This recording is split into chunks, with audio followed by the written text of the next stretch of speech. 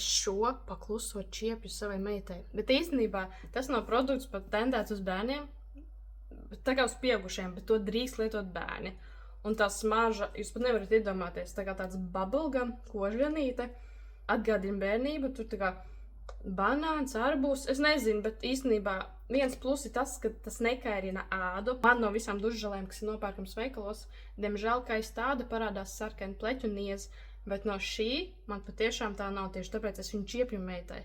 Un vēl plus šo var pasniegt kā oriģinālu dāvaņu, jo ir vienardžu purkšķi, ir griņķa puņķi, ir zeme atveries, ir ādažu dubļi, tā kā jebkurai dzīves situācijai šis noder pilnīgi jebkuriem svētkiem.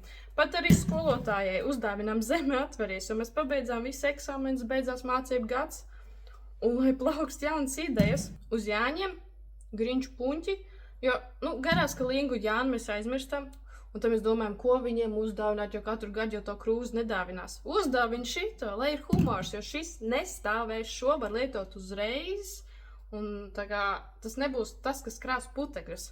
Tā kā dodies Zabikrafts mājaslapu, izvēlēs vai nu komplektu, vai kādu atsevišķi to, kas tev vairāk uzrunā.